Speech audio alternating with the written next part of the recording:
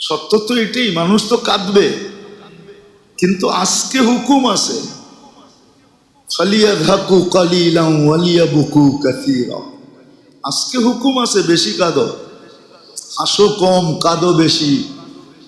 কিন্তু একদিন তো মানুষ কাঁদবে, কান্না কোনো কামে দিবে না, কিন্তু আজকের কান্না কাজে দিবে। কান্না যদি নাও আসে, হ্যাঁ, কত মানুষই তো দেখি দুনিয়ার জন্য কান্নার ড্রামা করে, ঠিক না? ড্রামা বোঝেন? অভিনয় করে, কান্নার অভিনয় করে, ঠিক না? দুনিয়ার জন্য আল্লাহ তো কয় দুনিয়ালাদের দিল গলুক আর না গলুক, তুই কান্নার অভিনয় কর, আমাদের কুদরতি দিল গইলা যাবে, আমরা মেহেরবান হয়ে যাব। আবু বকর সিদ্দিক রাদিয়াল্লাহু তাআলা তো জিজ্ঞাসা করছে, জি ইয়া রাসূলুল্লাহ, কান্না যদি না আসে, আল্লাহ রসুল বসে অভিনয় করলেও চলবে। অথচ আবু বকর সিদ্দিকের কান্না আসে না, এটা আবার প্রশ্নের কোনো বিষয় হয় নাকি? উনি তো সারাদিনই কাঁদতেন, ঠিক না? কিতাবে আছে। মক্কালার আয়েশা বলছে, আবু বকর কোরআন পড়ো তো পড়ো, ঠিক আছে, কিন্তু সাথে সাথে যে কাঁদতে থাকো, তোমার কোরআন পড়া একদিক দিয়ে আমাদের ঘরকে আউলায়া দেয়, তোমার কান্না আরেক দিক দিয়ে আউলায়া দেয়। দুই বাতাসে আমাদের ঘর সব উল্টায় যাইতেছে, মহিলারা মন গইলা যাইতেছে, বাচ্চারা পর্যন্ত মুসলমান হওয়া শুরু হয়ে গেছে। কোরআন পড়ো পড়ো, সাথে কাঁদো কেন? উনি জিজ্ঞাসা করতেছে, কান্না যদি না আসে কি করব? আল্লাহর কাছে তো অভিনয় গ্রহণযোগ্য। আজকে তো অভিনয় করতে পারেন, অভিনয় তো করি না, কাঁদবো তো দূরের কথা, কিন্তু একদিন তো কাঁদবে। ওই দিন কান্না তো কোনো কাজে দিবে না, শুধু কান্দবে, পানিও গড়াবে।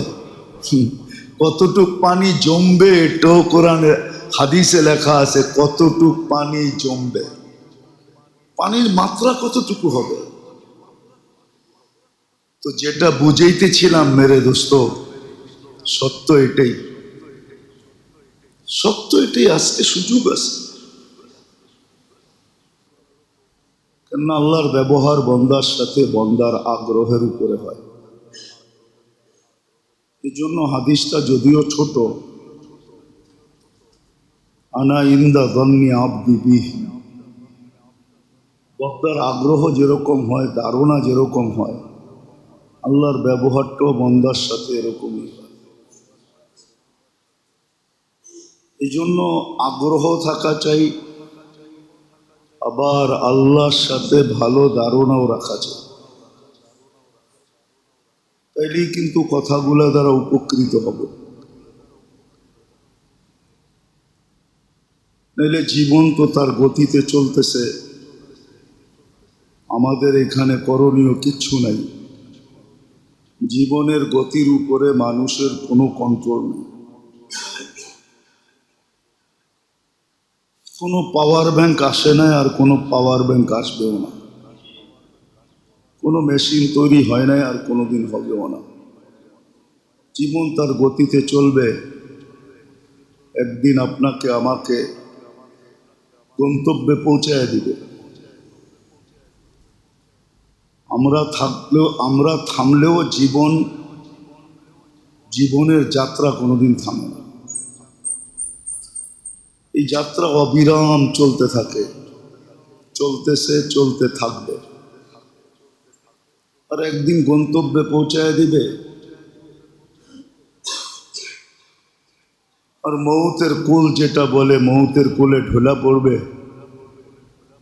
আর যার কাছ থেকে আসছে তার কাছে পৌঁছে যাবে। কিন্তু আল্লাহ না করুক, আল্লাহ না করুক, যদি প্রশ্ন উত্তরের সম্মুখীন করে দেন, যদি আল্লাহ প্রশ্ন উত্তরের সম্মুখীন করে দেন, প্রশ্ন উত্তরের জন্য যদি দাঁড় করায় দেন, তাহলে সত্য এটাই, 50,000 বৎসরও লাগতে পারে এই 60-70 বৎসরের হিসাব দিতে। যদিও বলবেন 60-70 বৎসরের হিসাব দিতে 50,000 বৎসর কেন লাগবে, যুক্তিতে যদি এটা নাও আসে, কিন্তু দেখাইলে কিন্তু যুক্তিতে আসবে। প্রতিদিন 1,60,000 বার শ্বাস প্রশ্বাস নেই, মাসে কতগুলা, 60 বৎসরে কতগুলা, হিসাব করেন। প্রত্যেক শ্বাসের বিপরীতে শুকরিয়া কতটুকু আদায় করি, স্বাভাবিকভাবে যে শ্বাসটা নিতে পারলাম, ছাড়তে পারলাম, কোথাও কোনো বাধা সৃষ্টি হলো না। একটু বাধা দিয়া দিলেই তো কাইপা উঠবে। শ্বাস প্রশ্বাসের অক্সিজেন লেভেল যদি একটু কমায় দেয়, তাহলেই তো শ্বাস প্রশ্বাসে ব্যাঘাত ঘটবে। যারা ভেন্টিলেটারে আছে ওদেরকে জিজ্ঞাসা করেন যে তোমাকে ভেন্টিলেটারে কেন দিল, শ্বাস প্রশ্বাস নিতে কেমন লাগে। ব্যক্ত করা যাবে না, দেখানো যাবে না, কিন্তু চোখের পানি ছেড়া দিয়া বলবে কি যাতনা বিষে, বুঝিবে সে কিসে, কবু আসি বিষে ধ্বংসিনী যারে। তোমার হয় নাই তুমি বুঝবে না, আমার হয়েছে আমি বুঝি কষ্ট কাকে বলে, ঠিক না? তাহলে ডেলি 1,60,000 বার, মাসে কত, বৎসরে কত, 60 বৎসরে কত, এটা তো শ্বাস গেল। ডেলি অক্সিজেন নেন 550 লিটার, বৎসরে নেন 2,750,000 লিটার, 60 বৎসরে কতগুলা নিছেন। ডেলি কিডনি ডায়ালিসিস করে 36 বার কুদরত দিয়া, মাসে কতবার, বৎসরে কতবার, 60 বৎসরে কতবার। দেখলি অগণিত নেয়ামত কতটুকু বুক করি বলেন। রাগ হয়ে তো যাবে সমাজ, চলে তো জানোয়ারের মতো। জানোয়ারের যেরকম উত্তরও নাই দক্ষিণও নাই, ও কিচ্ছু বোঝে না, ওর ডঙ্গে চলতেছে।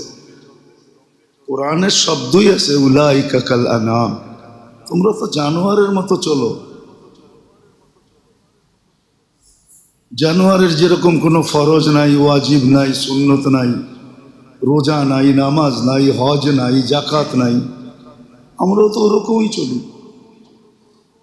বলেন, রাগ হয়ে গেলেন? এই জন্যই 50,000 বৎসর দাঁড় করায় দিবে। 24 ঘন্টা কত নেয়ামত বুক করি, চোখে তো দেখি না। মাইক্রোস্কোপ লাগায় চললে চোখে দেখতাম, সবাই তো কিনে না, আর চোখে লাগানো না। একটা কিনেন, একদিন চোখে লাগায় বাজারে ঘুরেন, তাইলে দেখবেন যে কত জীবাণু আপনার দিকে ধায়া আসতেছে, আর কত ব্যাকটেরিয়ার ভিতরে আপনি বসবাস করতেছেন, এক একটা কত বড় বড় দেখা যায়। কিন্তু এটার থেকে 24 ঘন্টা আপনাকে সুরক্ষিত করে কে? কোনোদিন দেখছেন মাইক্রোস্কোপ দিয়া? দেখেন আপনার নাকের ভিতরে কিভাবে আল্লাহ পশমের জাল বসায় রাখছে, একটা জিনিস শুধু শ্বাস ছাড়া একটাকেও যাইতে দেয় না। জিজ্ঞাসা করেন ডাক্তারদেরকে নাকের ভিতরে কিরকম পশম বজানো আছে, আপনি তো দেখেন না। ওগুলো তো সফট, এই জন্য হাতে লাগে না, নরম দেখে হাতে লাগে না। যদি শক্ত হইতো তাহলে আপনি নাকের ভিতরে চাপ দিলে লাগতো, এখন লাগে না, কিচ্ছু অনুভব হয় না। 24 ঘন্টা আপনি কত নেয়ামত বুক করেন। শুধু শুধু তো কোরআন বলে নাই আম্মা বিনিআমাতি রাব্বিকা ফাহাদ্দিস ওয়া ফি আনফুসিকুম আফালা তুবসিরুন। কোরআন তো ইঙ্গিত দিছিল যে কত নেয়ামত আমার ডেলি তুমি ভোগ করো, একটু ভাবো। তার বিপরীতে শুকরিয়া কতটুকু আদায় করো। মানুষেরটা তো খুব করো, মানুষেরটা তো খুব করি না, করি না? কেউ এহসান করলে সারা জীবন পিছিয়ে পিছিয়ে ঘুরতে থাকি, ঠিক না? এহসান পাওয়ার জন্য সারাদিন পিছিয়ে পিছিয়ে ঘুরতে থাকে, পায় নাই, পাওয়ার আশায়। তো ডেলি কত নেয়ামত বুক করি, প্রত্যেকটা মুহূর্তই তো একটা নেয়ামত, প্রত্যেকটা মুহূর্তই তো একটা নেয়ামত। 24 ঘন্টা নেয়ামতের ভিতরে ডুবায় রাখছে, চোখে যদিও কিছু পড়ে না, হ্যাঁ ভাবলে অবশ্যই পড়তো, ভাবলে অবশ্যই পড়তো। এই জন্যই হুকুম দিছিলেন, আনিস করলি, আল্লাহ হুকুম দিচ্ছেন আমার শুকরিয়া আদায় করো। লাইন শাকার তুমলা আযীদান্নাকুম, শুকরিয়া আদায় করলে নেয়ামত বাড়ায় দিবে। আহলু শুকরি আহলু জিয়াদাতি, আমার ভান্ডার ওদেরকেই দিই যারা শুকরিয়া আদায় করে। সারা দিনে তো শুকুর লিল্লাহ একবারও বলি না,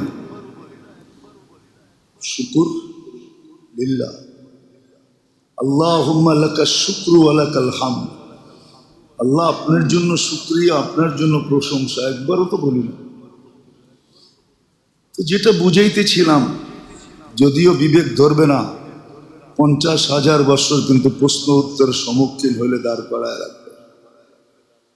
আর এইভাবেই নিবে, যেইভাবে আমি বললাম এইভাবেই নিবে, এক একটা নেয়ামতকে আলাদা করে করে নিবে। পানি ডেলি কয় লিটার খান, কয় লিটার পান করেন? যদিও বলে ডাক্তার 2 লিটার পান করেন, ডাক্তারের কথা মেনে তো 2 লিটার ডেলি নেন, মাসে কয় লিটার হয় বলেন তো? দুনিয়াকে 1 ফোঁটা বানায় দিতে বলেন না দুনিয়াকে, যে 1 ফোঁটা পানি বানায় দাও। হ্যাঁ, দুনিয়ার বিজ্ঞান বলবে অক্সিজেন আর হাইড্রোজেন মিলাইলে পানি হয়, কিন্তু পানি হবে, আমিও মানি, কিন্তু আল্লাহর পানি হবে না। আল্লাহর পানির ভিতরে জীবন দেওয়া আছে, জীবন, ওই কেমিক্যালটা মানুষের কাছে নাই। মানুষ হাইড্রোজেন অক্সিজেন মিলায় পানি বানায় দিবে, কিন্তু জীবন নামের যে একটা কেমিক্যাল আছে, ওটা শুধু আল্লাহর ভান্ডারে আছে, আল্লাহর কাছে আছে। ওটা কেমিক্যাল না, ওটা আল্লাহর একটা হুকুম, ওটা বানানো সম্ভব না, এটা বানানো সম্ভব না। আল্লাহ রসুল বলছে যে তোমরা যে ঠান্ডা পানি পান করো, এটার হিসাব পর্যন্ত আল্লাহ নিবে, যদি নিতে চায়। তাহলে 50,000 বছর ঠিকই দাঁড় করায় দিবে। এই জন্য যেটা বুঝাইতে চাইতেছিলাম, সময় কিন্তু, জীবনের গতি কিন্তু তার গতিতে চলতেছে, আমার গতিতে না। একদিন আমাকে সীমানায় পৌঁছায় দিবে, একদিন আমাকে সীমানায় পৌঁছায় দিবে। আর আল্লাহর কাছে যাওয়ার পরে হতে পারে যে হিসাব কিতাবের সম্মুখীন করে দেবে, কিন্তু বুদ্ধিমান ওই ব্যক্তি যে হিসাব কিতাবকে এড়ায়া চলতে চায়, হিসাব কিতাবের দুয়ারে যেতে চায় না, যে আমি হিসাব কিতাবের দুয়ারে যাব না, বলে ওই ব্যবস্থা কি আছে? অবশ্যই আছে। ওই ব্যবস্থা তো আল্লাহ দিছিলেন এই উম্মতকে, কোন উম্মতকে দিয়া থাকেন আর না থাকেন এটা আমার আলোচ্য বিষয় না, কিন্তু এই উম্মতকে দিছিলেন। উম্মতে মুহাম্মদী সাল্লাল্লাহু আলাইহি ওয়াসাল্লাম, মুহাম্মদুর রাসূলুল্লাহ সাল্লাল্লাহু আলাইহি ওয়াসাল্লামের উম্মতকে দিছেন, যে ইচ্ছা করলে সে বাঁচতে পারে। আপনি উদাহরণ দিয়ে দেখেন, রমজানের রোজা রাখলো আর 6 রোজা যে রাখলো, সে এটা তো ধারণা করতে পারে হাদিসের আলোকে যে আমি সারা বৎসর রোজা কমপ্লিট। তাহলে সারা বৎসর যদি রোজা হয়, তাহলে রোজদারের তো হিসাব কিতাব খাওয়া পানাহারের নাই, ঠিক না? না আছে? বাঁচলো কি বাঁচলো না? কিন্তু পদ্ধতি ব্যবহার করছে কয়দিন? 30 দিন আর 6 দিন, 36 দিন। 36 দিন বাদ দেন 365 থেকে, তাহলে 330 দিনের হিসাব কিতাব থেকে বেঁচে গেল। পানাহার থেকে বেঁচে গেল। এক নামাজ থেকে আরেক নামাজ মধ্যবর্তী সময়ের জন্য কাফফারা স্বরূপ গুনাহকে মাফ করায় দেয়, মিটায় দেয়। 5 ওয়াক্ত যখন পাবন্দির সাথে পড়লো, তাহলে এটা তো বলা যায় যে 24 ঘন্টার গুনাহগুলা অটোমেটিক মাফ হয়ে গেছে। আমার কাছে আর কিছু নাই, আমার কাছে আর কিছু নাই। এতটুকুর পরে এতটুকু বলতে পারে, আমি যে সারা রাত্র ঘুমাইলাম এটা সওয়াবও লেখা হলো। সারা রাত্রে ঘুমের জায়গায় কি লেখা হলো? সওয়াবও লেখা হলো। মসজিদের দিকে যে আসলাম, কদম যদি আপনি গইনও আসেন যে আমার ঘরের থেকে মসজিদের দিকে আসতে কত কদম হয়, অত কদম গণার পরে আপনি বলতেও পারেন, দৃঢ়তার সাথে বলতে পারেন যে আমার এতটা গুনাহ মাফ হয়ে গেছে। যদি 100 কদম দিয়ে আসতে হয় তো 100 গুনাহ মাফ, 1000 কদম দিয়ে আসলে 1000 গুনাহ মাফ। ডেলি তো 1000 গুনাহ হয়ও না মনে হয়, গুনাহ তো একটার বদলা একটাই লেখা হয়, ঠিক না? উজু যখন করতেছিল, যদি সঠিকভাবে উজু করে থাকে সুন্নত অনুযায়ী, তাহলে উজুর শেষ শরীরের গুনাহ সব ঝরে গেছে। তাহলে গুনাহ রইল তো রইল কোন জায়গায়? এত গুনাহ তো সারাদিন হয়ও না। তারপরও আল্লাহ রসুল পদ্ধতি শিখাইছেন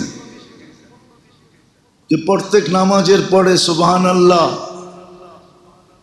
সুবহানাল্লাহ 10 বার, আলহামদুলিল্লাহ 10 বার, আল্লাহু আকবার 10 বার পড়ো। 30 বার হবে, 5 ওয়াক্তে 150 বার। তুমি 150 পড়বা, 150 সওয়াব লেখা হবে।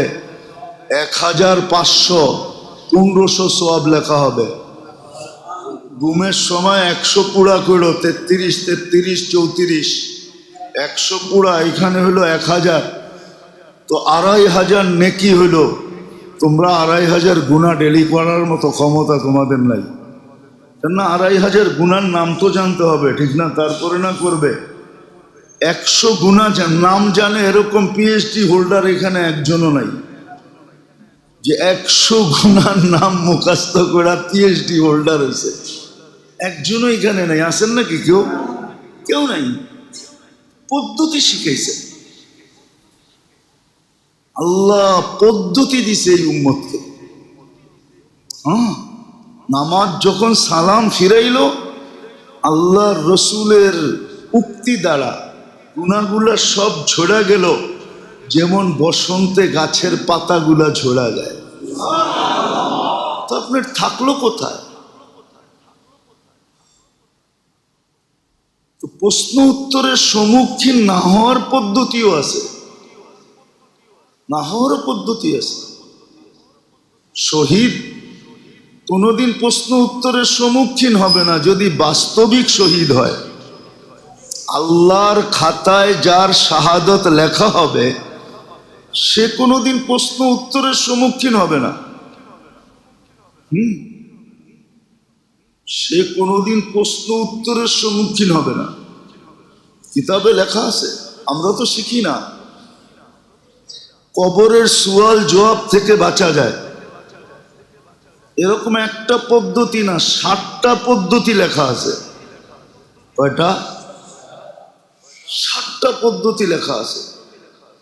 কিন্তু কয়টা শিখছি কোনোদিন জিজ্ঞাসা তো করি নাই যে কবরের সুয়াল জবাব থেকে কিভাবে বাঁচা যায়। গতকালকে সূর্য ডুবার থেকে নিয়ে আজকে সূর্য ডুবা পর্যন্ত যে মারা যাবে শুক্রবারে, তার কবরে সুয়াল হবে না। কিন্তু আপনি কয়দিন চাইছেন আল্লাহ শুক্রবারে মউত দিন? কয়দিন 2 রাকাত পড়ছেন বলেন? আজকের থেকে নিয়ত করেন, ডেলি দোয়া করেন আল্লাহর কাছে যে আল্লাহ মউত শুক্রবারে দিন, শুক্রবারের বাহিরে দিন না। আর 56 প্রকার শাহাদত আছে এই উম্মতের জন্য। 56 প্রকার, 56 ভাবে মরলে, 56 ভাবের যে কোনো ভাবে মরলে এই উম্মতের নামে শাহাদত লেখা হবে। কয়টা? 56 কয়টা দিয়া হয়? 50 আরো 6টা, ঠিক না? হ্যাঁ, একটা হইতো, দুইটা হইতো, তিনটা হইতো, চারটা হইতো, 5টা হইতো, তাইলে বসতাম, পাইলেও পাইতে পারি, না পাইলেও না পাইতে পারি। এইখানে তো প্রকারই 56টা। কয়টা? হাফ সেঞ্চুরিও না, হাফ সেঞ্চুরির উপরে। তাইলে তো প্রশ্ন উত্তরের সম্মুখীন না হওয়ারও সুযোগ আছে। আফসোস, কিন্তু কেউ তো শিখে না, কেউ তো জানে না, জানতেও চায় না। 56 ভাবে এই উম্মত শহীদ হবে, এই উম্মত শহীদ। আল্লাহ যেন এই উম্মতকে কাঠগোড়ায় দাড়ি করাইতে চান না। কেননা দাঁড় হইলেই তো বন্ধু হয়তো একটু চেহারা মলিন হবে, বন্ধুর চেহারা মলিন করতে চান না, হাস্য উজ্জ্বল রাখতে চান। কেননা আল্লাহ রঙ্গিকা লা ইউখসি কাফি উম্মতি, আপনার উম্মতের ব্যাপারে আমি আপনাকে লজ্জিত করব না। আল্লাহ বন্ধুকে লজ্জিত করতে চান না, বন্ধুর চেহারায় বাজ দেখতে চান না, বন্ধুকে হাস্য উজ্জ্বল দেখতে চান। দুনিয়ায় যেমনই হয়ে গেছে হয়ে যাক, কিয়ামতের মাঠে যেন হয় না। এই জন্য আল্লাহ এক জাল বিছায়া দিছে। কথাগুলা বলার পিছনে একটা উদ্দেশ্য আছে, যাইতেছি আস্তে আস্তে ওই দিকে, একটু ভালো মতে বোঝা, কাজে লাগা, নাইলে এই জিনিসগুলোই কিন্তু দেখানো হবে যে তোমার জন্য এই সুযোগ ছিল, এই সুযোগ ছিল, এই সুযোগ ছিল, এই সুযোগ ছিল, একটাও তো তুমি কাজে লাগাইলে না। অপশন তো অনেকগুলো ছিল, আমরা তো 2-4টা অপশন রাখি নাই, আমরা তো অগণিত অপশন রাখছি, অগণিত সুযোগ রাখছি। তুমি একটাও কেন ধরলে না, ধরা দিলে না? তখন কি জবাব দিব? কি জবাব হবে ওই দিন? ওই দিন তো জবাব দিলে কাজে দিবে না। সত্য তো এটাই, মানুষ তো কাঁদবে, কিন্তু আজকে হুকুম আছে, ফালিয়াযহাকু কালিলান ওয়ালিয়াবকু কাসীরা। আজকে হুকুম আছে, বেশি কাঁদো, হাসো কম, কাঁদো বেশি। কিন্তু একদিন তো মানুষ কাঁদবে, কান্না কোনো কামে দিবে না, কিন্তু আজকের কান্না কাজে দিবে। কান্না যদি নাও আসে, হ্যাঁ, কত মানুষই তো দেখি দুনিয়ার জন্য কান্নার ড্রামা করে, ঠিক না? ড্রামা বোঝেন? অভিনয় করে, কান্নার অভিনয় করে, ঠিক না? দুনিয়ার জন্য আল্লাহ তো কয় দুনিয়ালাদের দিল গলুক আর না গলুক, তুই কান্নার অভিনয় কর, আমাদের কুদরতি দিল গইলা যাবে, আমরা মেহেরবান হয়ে যাব। আবু বকর সিদ্দিক রাদিয়াল্লাহু তাআলা তো জিজ্ঞাসা করছে, জি ইয়া রাসূলুল্লাহ, কান্না যদি না আসে? আল্লাহ রসুল বসে অভিনয় করলেও চলবে। অথচ আবু বকর সিদ্দিকের কান্না আসে না, এটা আবার প্রশ্নের কোনো বিষয় হয় নাকি? উনি তো সারাদিনই কাঁদতেন, ঠিক না? কিতাবে আছে।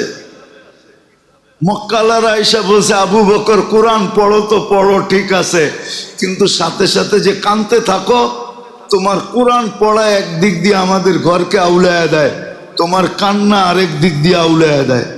দুই বাতাসে আমাদের ঘর সব উল্টায় যাইতেছে, মহিলারা মন গইলা যাইতেছে, বাচ্চারা পর্যন্ত মুসলমান হওয়া শুরু হয়ে গেছে। কোরআন পড়ো পড়ো, সাথে কাঁদো কেন? উনি জিজ্ঞাসা করতেছে, কান্না যদি না আসে কি করব? আল্লাহর কাছে তো অভিনয় গ্রহণযোগ্য। আজকে তো অভিনয় করতে পারেন, অভিনয় তো করি না, কাঁদবো তো দূরের কথা, কিন্তু একদিন তো কাঁদবে। ওই দিন কান্না তো কোনো কাজে দিবে না, শুধু কানবে, পানিও গড়াবে। কতটুক পানি জমবে এটাও কোরআনে হাদিসে লেখা আছে, কতটুক পানি জমবে, পানির মাত্রা কতটুকু হবে। তো যেটা বুঝাইতেছিলাম মেরে দোস্ত, সত্য এটাই, সত্য এটাই। আজকে সুযোগ আছে, আজকে জীবনের মূল্যায়ন করা যায়।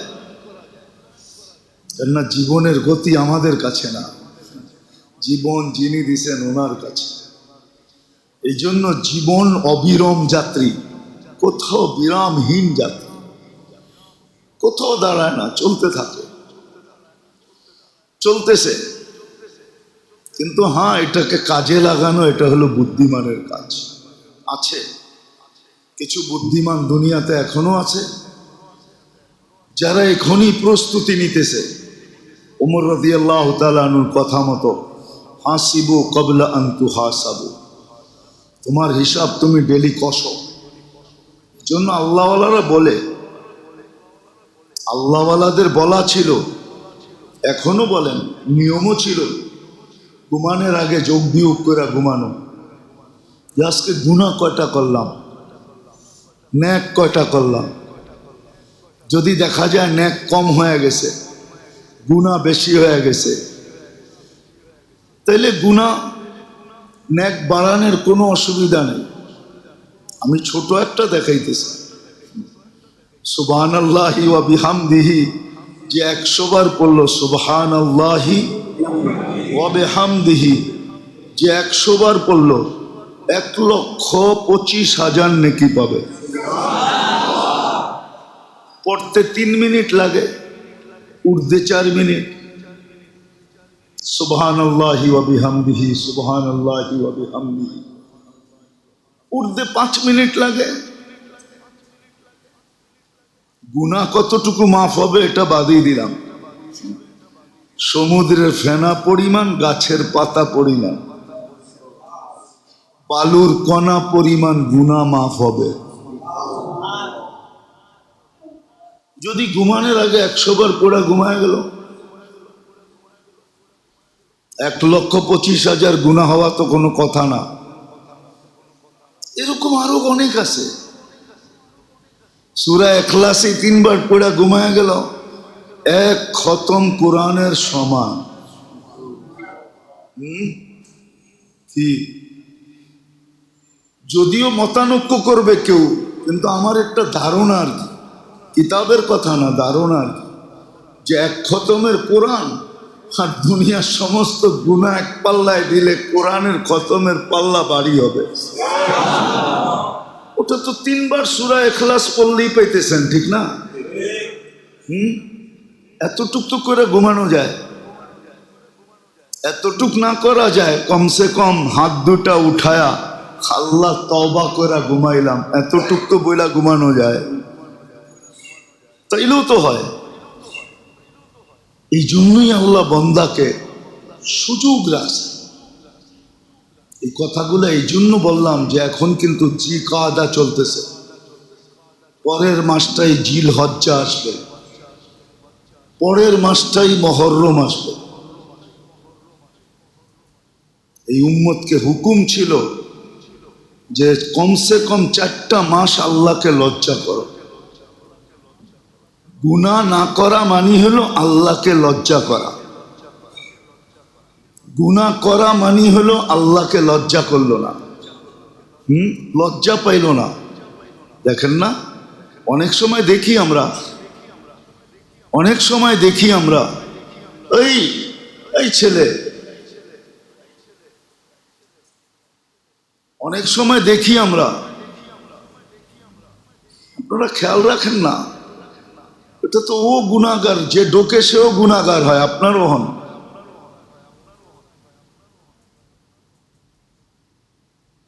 কথা কিন্তু আমরা মনের থেকে বলি না, উপর থেকে আসলে বলি, নাইলে বলি না।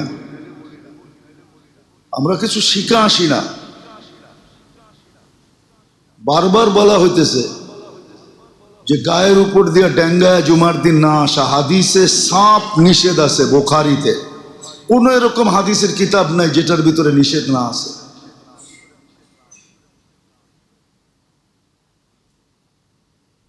রাগ হেন না, আমরা ভালো চাই, খারাপ চাই না। যারা দরজার কাছে থাকে তাদের এটা হাত ঢোকছে ওইখানেই বসায় দেন, আরেকজনের কান্দের উপর দিয়ে ঠেলতে ঠেলতে ঠেলতে ঠেলতে ভিতরে ঢুকবে।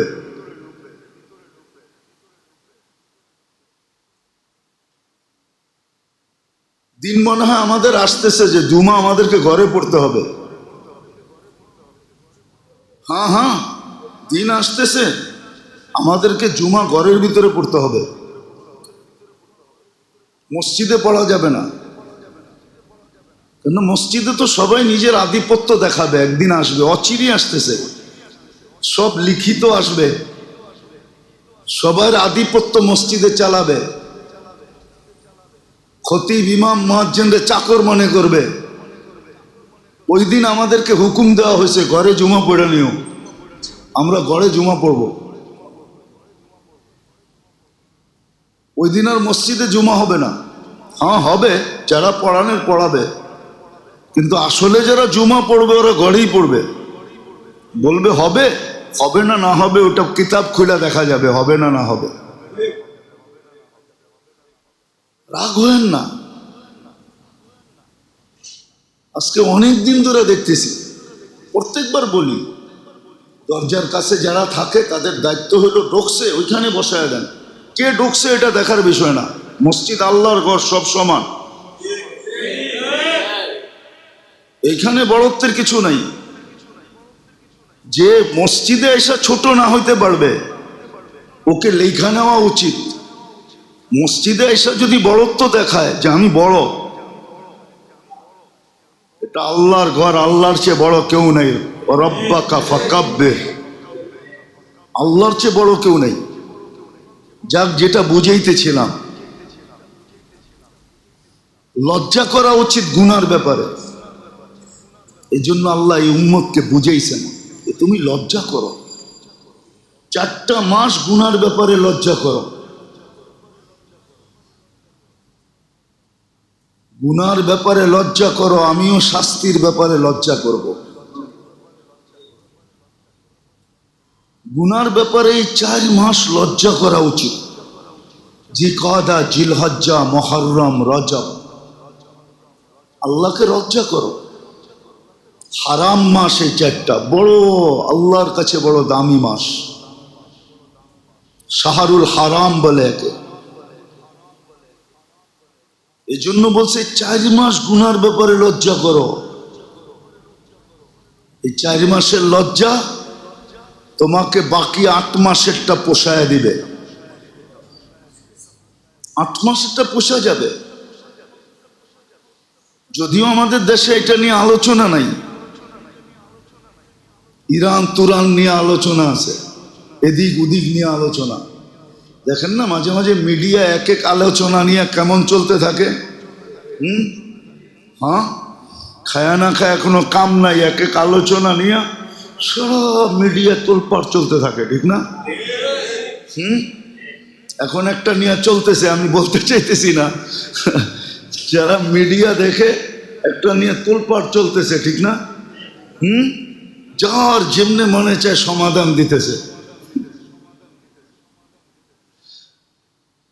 আসলে এটা না, আসল যেটা আলোচনা হওয়ার দরকার ছিল যে এই 4 মাস উম্মতের উচিত, আমাদের উচিত গুনার ব্যাপারে আল্লাহকে লজ্জা করা উচিত। লজ্জা করা উচিত যে আমি 4 মাস গুনাহ করব না, সাধ্য অনুযায়ী, ইচ্ছাকৃতভাবে। হ্যাঁ, ভুলে হয়ে গেল,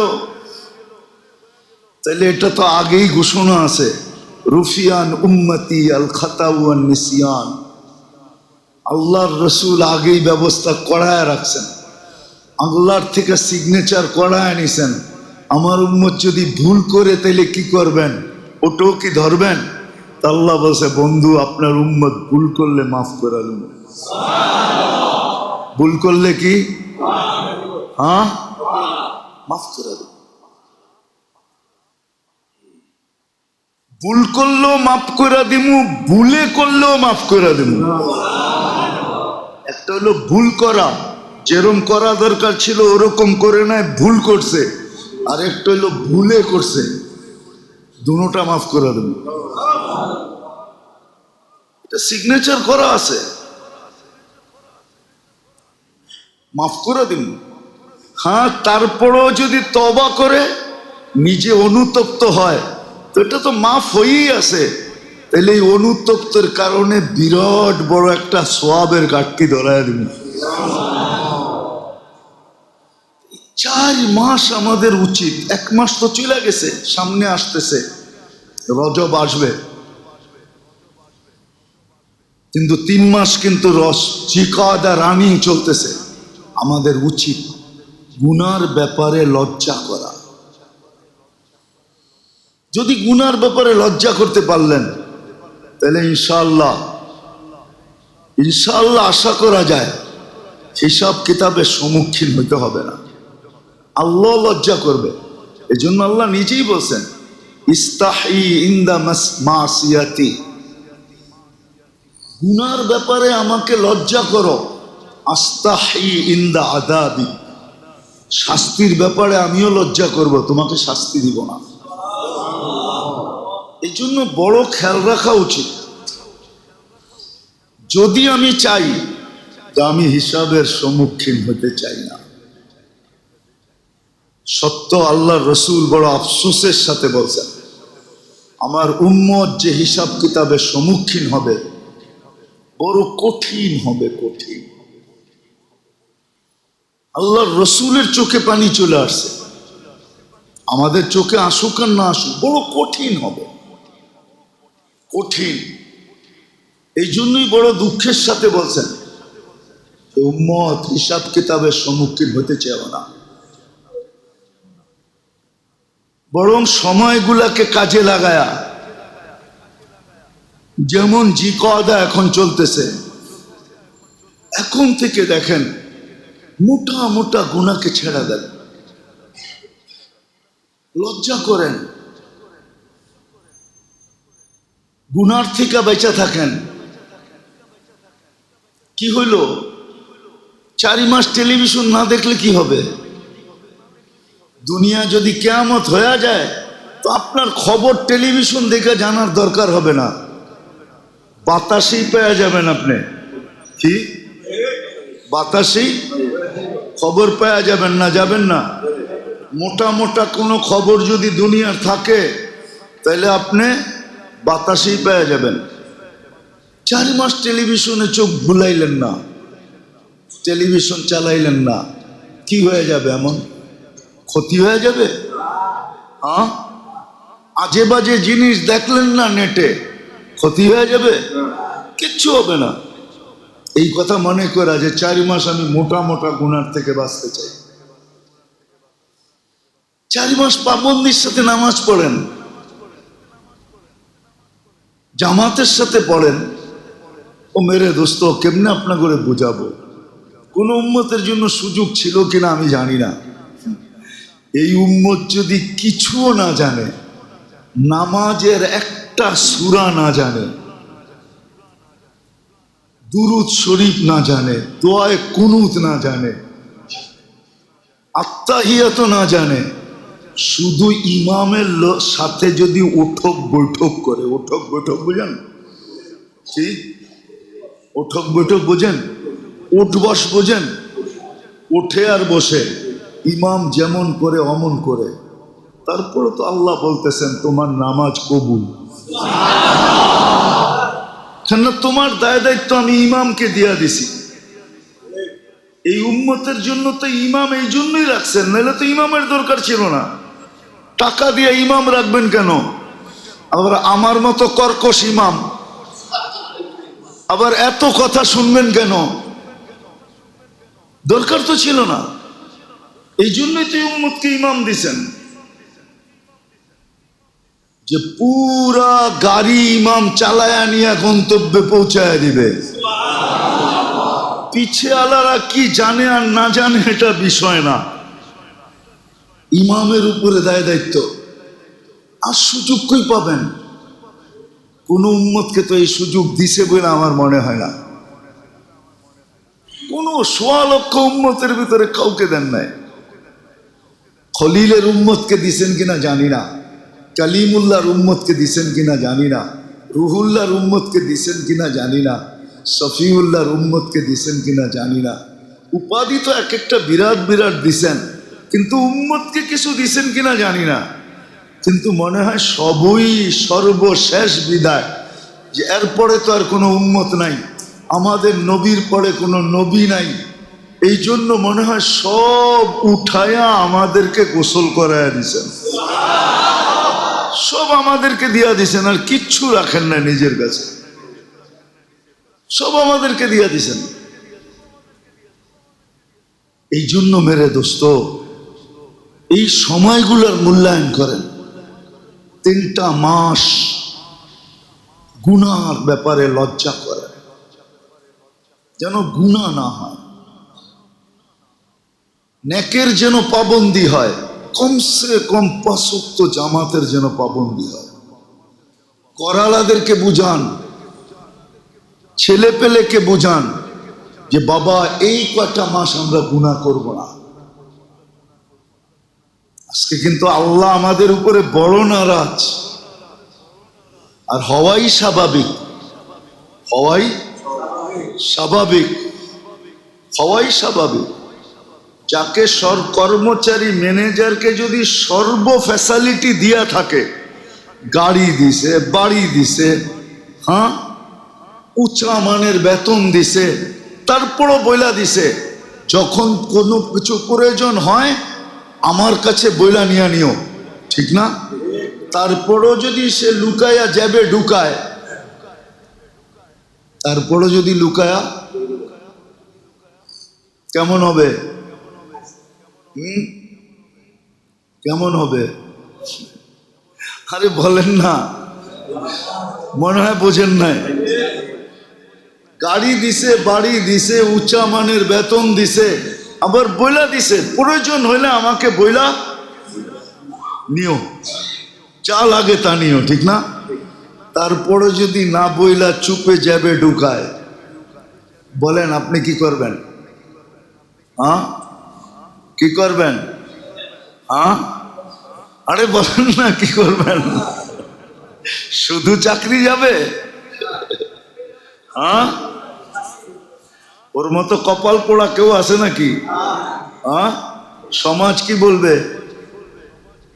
বেটা তোর মতো কপাল পোড়া নাই কেউ, গাড়ি দিল, বাড়ি দিল, এত বড় বেতন দিল, আবার ডিগলার দিয়ে বইলা দিল যখন যা প্রয়োজন হবে আমাকে বইলা নিও, তারপরও তুই লুকায়া যাবে নিলি। তোর মতো নিমক হারাম মনে হয় দুনিয়ার গিনিস বুকে ওর নামটা লেখা হবে যে তোর মতো এরকম অপদার্থ মনে হয় দুনিয়ায় কেউ নাই। ঠিক আপনিও পাবেন, আমরাও তো আল্লাহর সামনে আমাদের চেয়ে অপদার্থ কেউ নাই। আজকে আল্লাহ নারাজ তো এই জন্যই যে তোমাদেরকে কিনা দিলাম, সবই তো দিয়ে দিলাম, কেন তোমাদের পরে কেউ নাই, কার জন্য রাখবো? সবই তো তোমাদেরকে দিয়া দিলাম, তারপরও তোমরা লুকায় নাফর যাবে নাও। আজকে যে আল্লাহ নারাজ, প্রতিশোধ নিতেছেন না শুধু বন্ধুর কারণে, মুহাম্মদুর রাসূলুল্লাহ সাল্লাল্লাহু আলাইহি ওয়াসাল্লামের কারণে। মুহাম্মদুর রাসূলুল্লাহ সাল্লাল্লাহু আলাইহি সাল্লামের কারণে প্রতিশোধ দিতেছেন না, নাইলে তো সমূলে ধ্বংস করে দেওয়ার কথা ছিল। এই জন্য আমার কথা বোঝেন, নিজেও বাঁচেন, করালাদেরকেও বাঁচান, পরিবেশকে বাঁচান। যে এই 4 মাস, এই 3টা মাস সামনে আসতেছে একসাথে, জিকাদা চলতেছে, জিলহজ্জা, মুহররম, তারপরে গ্যাপ দিয়ে আসবে আবার রজব। গুনার ব্যাপারে আল্লাহকে লজ্জা করো, গুনার থেকে বাঁচো, নেক সাধ্য অনুযায়ী করো, সাধ্য অনুযায়ী নেক করেন, যতটুকু সম্ভব করা নেক করেন, নেক করেন, নেক করেন যতটুকু সম্ভব। নামাজ পাবন্দির সাথে পড়েন, কিন্তু আফসোস তো এখানেই, 3 ওয়াক্তে তো কিছু মুসল্লি দেখা যায়, 3-4 ওয়াক্তে, কিন্তু ফজরে তো কোনো মুসল্লি দেখা যায় না। সব মনে হয় রাত্রে আকাশে চলে যায়, সূর্য উঠার পরে মনে হয় আকাশ থেকে নেমে আসে। মনে হয় না কেউ মহল্লায় থাকে। বাড়িগুলা মনে হয় রাত্রে ফাঁকাই থাকে, ঠিক না? না, মনে হয় না কেউ মহল্লায় থাকে। নাহলে কেন মসজিদ বলে না?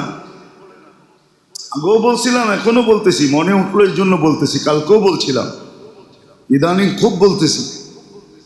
কেননা ইহুদিদের কিতাবে এখনো লেখা আছে, ওরা কিন্তু ওদের কিতাবের কথা খুব মানে, আমরা মানি আর না মানি, কিছু বিষয় ওরা খুব মানে।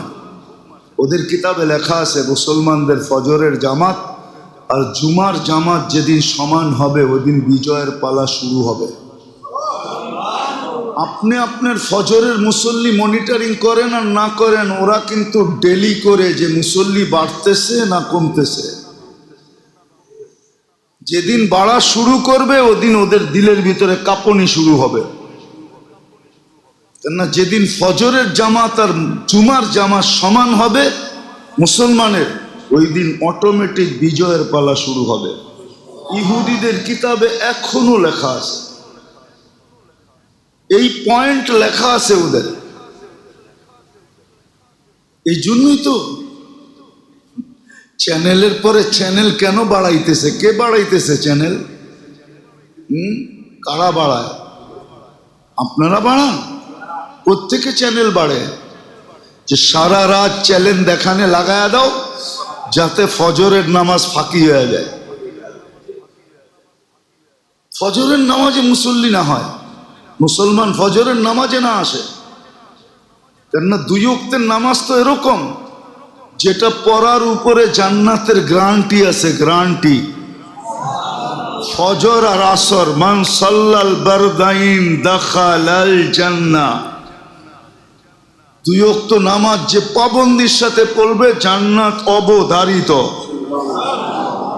ফজর আর কি আসর, ফজর আর আসর, ফজর আর আসর। এসা তো এরকম নামাজ পড়া ঘুমাইলো, যদি উঠলো তো সোয়াবের গাঠটি নিয়ে উঠলো, আর যদি না উঠলো তো সিধা জান্নাতের ভিতরে যেয়ে উঠবে।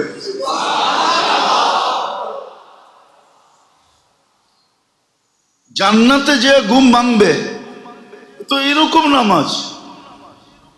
কিন্তু উম্মত তো মানতে চায় না।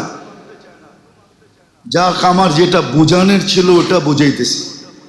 খোদার ওয়াস্তে আল্লাহ বড় নারাজ হয়ে গেছে। আল্লাহ আমাদের উপরে বড় নামাজ, উম্মতের উপরে। এই জন্য এই 3 মাস জিকাদা, জিলহজ্জা, মুহররম, না আপনাদের সাথে তো আর বেশি দেখা হবে না, হয়তো আর 2 জুমা দেখা হবে। তারপরে আমি আল্লাহ নিয়ে গেলে হজে যাব 5 তারিখে, আবার 3 জুমা পরে বেঁচে আসলে দেখা হবে। এই জন্য খুব কাজে লাগানো চাই, গুনার থেকে বাঁচা চাই, যতটুক নেক পারি করা চাই। ইস্তেগফার করেন খুব, দোয়া করেন খুব, তসবিহ পড়েন খুব, 5 ওয়াক্ত নামাজ বাজামাত পড়ি। করালাদেরকেও বলি, করালাদেরকেও বলি 4 মাস এরকম করে আল্লাহকে দেখায় দিই। হ্যাঁ, সত্য এটাই, সত্য এটাই। একটা হাদিস মনে উঠলো এই জন্য বলতেছি। ফেরেশতাদের শিফট পরিবর্তন হয় 2 বেলা। কয় বেলা? ফজরে আর আসরে। একদল ফেরেশতা ফজরে জমিনে আসে, ওরা আসরে উঠে চলে যায়। আরেকদল ফেরেশতা আসরে আসে, ওরা ফজর পর্যন্ত ডিউটি করে। তো যখন উপরে যায় আল্লাহ জানে, তারপরে জিজ্ঞাসা করে কাইফা ওয়াজাদতুম ইবাদি ইযা আতাইতুম, তোমরা জমিনে যখন আসছিলে, গেছিলে, করছিলে, আমার বান্দাদেরকে কি অবস্থায় পেলে? তো ফেরেশতারা বলে আতাইতুহুম ইউসাল্লুন, আমরা যা দেখছি সব ফজরের নামাজে। আবার জিজ্ঞাসা করে ইদা ওয়াজাদতুম ইবাদি ইদা তারাকতুম, যখন ছেড়া আসতেছিলে তখন কেমন দেখলে? তো বলে তারাকতুহুম ইউসাল্লুন, যখন ছেড়া আসতেছিলাম তখনও দেখছি নামাজে, তখনও দেখছি নামাজে। হাদিস অনেক লম্বা। তা আল্লাহ বলে ঠিক আছে, পুরাটা সময় নামাজ লেখা রাখো। পুরাটা সময় কি? একটা উদাহরণ দিলে বুঝে আসবে। মনে করেন আপনার প্রিয়ভাজন বা আপনার সন্তান বা আপনার আপনজন ছোট কেউ, আপনি যাইতেছেন দেখতেছেন আড্ডা দিছে, ঠিক না? কোথাও বসে আড্ডা দিতেছে, আপনাকে দেখে সে উঠা চলে গেছে। আপনি একটু চোখ গরম করে দেখছেন, সে বুঝা ফেলছে, চলে গেছে, ঠিক না? 2-3 ঘন্টা ঘুরা আবার আয়া বসছে, ঠিক না? সে ভাবছে বাবা আর এই রাস্তায় মনে হয় নাও আসবে, ঠিক না? 3 ঘন্টা হয়ে গেছে তো, ঠিক না? কিন্তু আপনি আইসা দেখছেন আবার বসা আছে, ঠিক না? তা আপনি কি বলবেন? যাওয়ার সময় দেখলাম এখানে বসে আড্ডা দেস, আইসো দেখি তুই এখানে বসা, এইখানে বসে করস কি? না প্রথমে একটু চোখ গরম করছেন, এখন মাথাটাই গরম হয়ে গেছে। 3 ঘন্টা ধরে তুই এনে বইয়া করস কি, ঠিক না? কিন্তু ও 3 ঘন্টা ছিল না, ও কিন্তু আপনার চোখ গরম দেখেই উঠে গেছে গা, ঠিক না? কিন্তু ভাবছে 3 ঘন্টা তো হইলো, বাবা মনে হয় এখান দিয়ে আর আসবে না, বড় ভাই মনে হয় এখান দিয়ে আসবে না, মুরব্বী মনে হয় এখান দিয়ে আর আসবে না, আবার আইসা বসে গেছে। কিন্তু আপনি কি বললেন? যাওয়ার সময় দেখলাম বাবা, আসার সময় দেখলাম বাবা, তুই করস কি এখানে? ধরলেন চুলটায়, খুললেন জুতা আর পিটানি শুরু করলেন, ঠিক না? কিন্তু বেচারায় কিন্তু মধ্যখানে 3 ঘন্টা ছিল না। আল্লাহ এরকমই বলে যে পুরাটা নামাজ লেখা রাখ। এই জন্য এই 3টা মাসে উচিত আমাদের আল্লাহকে রাজি করার জন্য, খুশি করার জন্য গুনার ব্যাপারে খুব সতর্ক থাকা, গুনার ব্যাপারে খুব লজ্জা করা, সাধ্য অনুযায়ী আমল করা। আর জিলহজের 10 দিন, জিলহজের যেদিন থেকে শুরু হবে, জিলহজের চাঁদ যেদিন থেকে দেখা হবে, 1 তারিখ থেকে শুরু হবে, যেদিন থেকে ওই 10 রাত্র তাদেরকে উম্মতকে কমসে কম এটা দেখানো উচিত। হ্যাঁ, দুনিয়ার ব্যাপারে যদি শোডাউন করতে পারেন, তাহলে আল্লাহর সামনে শোডাউন করতে অসুবিধা কি?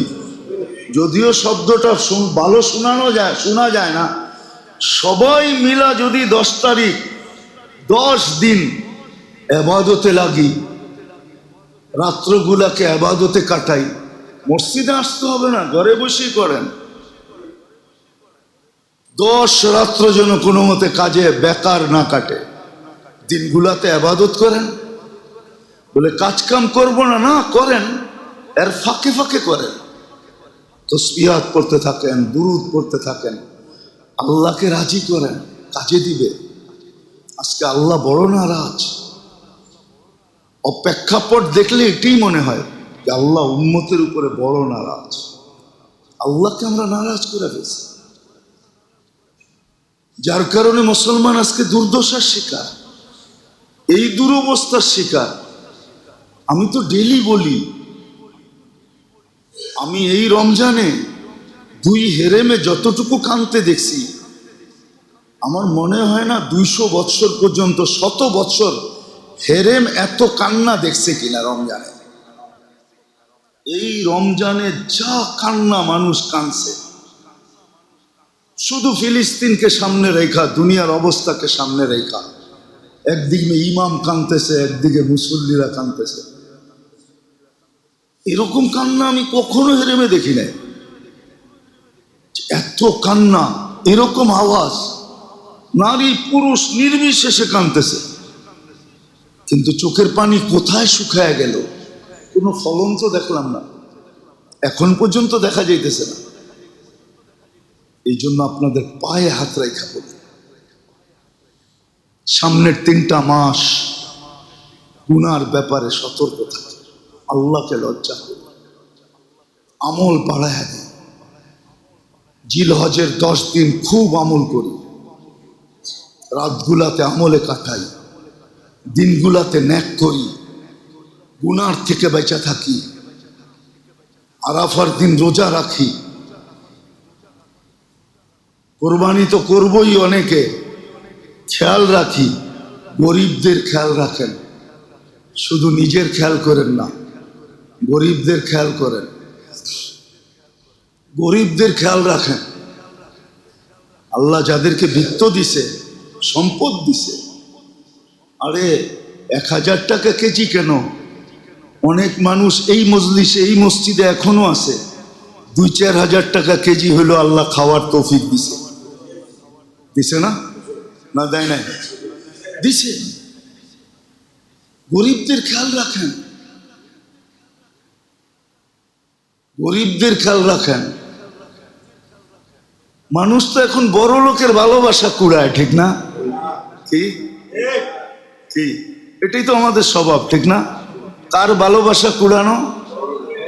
বড় লোকের, বিত্তশালীদের, পদস্থদের ভালোবাসা কুড়ানোই এখন আমাদের কি। মুসা আলাইহিস সালাম জিজ্ঞাসা করছে, আল্লাহ আপনি যে আমাকে ভালোবাসেন বুঝবো কি করে? গরিবরা যদি তোমাকে ভালোবাসে তাহলে বোঝো আমিও তোমাকে ভালোবাসি। ওইখানে তো বলে নাই বড় লোক ভালোবাসলে আমিও ভালোবাসবো। আল্লাহ তো উল্টাটা শুনাইয়া দিল। মুসা আলাইহিস সালাম, গরিবরা যদি তোমাকে ভালোবাসে তাহলে বোঝো আমি তোমাকে ভালোবাসি, আমার ভালোবাসা গরিবদের সাথে। এটাই নিদর্শন আমি যে তোমাকে ভালোবাসি, যদি গরিবরা তোমাকে ভালোবাসে। আর আমরা তো ভালোবাসা কুড়াইতে চাই কার? পাত্তিওয়ালাদের। পাত্তিওয়ালা, পাত্তি বোঝেন?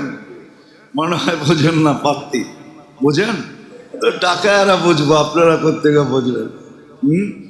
আমরা তো ভালোবাসা কুড়াইতে চাই লাগত আলাদের। লাগত চিনেন? এটাও মনে হয় বোঝেন না, ঠিক না? না, না বুঝলেই চললো, অসুবিধা নেই। যাদের কাছে লাগত আছে, সম্পদের পাহাড় আছে, ওদের ভালোবাসা কুড়াইতে চাই।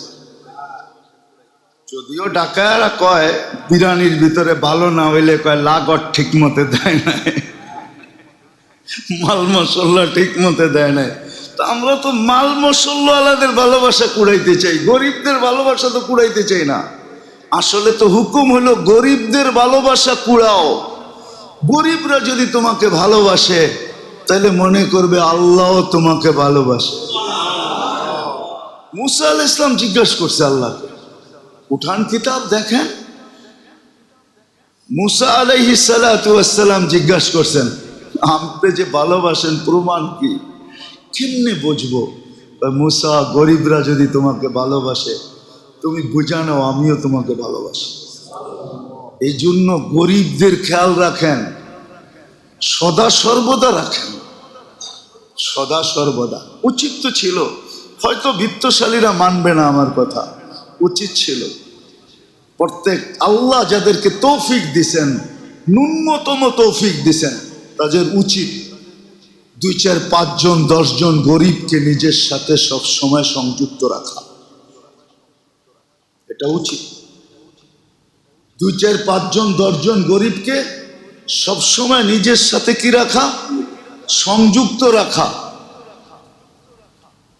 সংযুক্ত রাখা বলে এটা আবার কিভাবে করবে? একটা উদাহরণ দেই।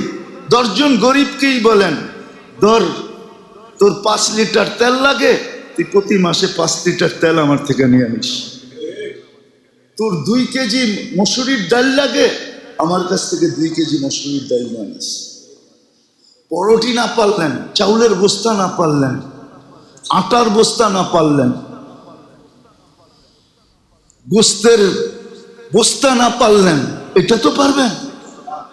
এই 2-4 জন গরিবকে নিজের সাথে সংযুক্ত রাখেন। ওরা যে ভালোবাসবে এটার নিদর্শন হবে যে উপরওয়ালা ভালোবাসতেছে আপনাকে। কার্ড মিলা যাবে, কার্ড আপনার কাছে। অনেক সময় কার্ড দেখায় না, মুখ দিয়া কিছু বলতে চায় না, বাপের ঠেলায় কার্ড দেখায়। পড়তে পারেন, পড়া দেখেন। কে আমি? আপনার কার্ড মিলা যাবে, কার্ড করবেন। আল্লাহ আমাদের সবাইকে কথাগুলা বুঝার, মনে রাখার, আমল করার তৌফিক দান করেন। ওমা আলাইনা ইল্লাল বালাগ। ঢাকা মাহফিল, সুস্থ সমাজ গড়ার বিপ্লবী চেতনায়।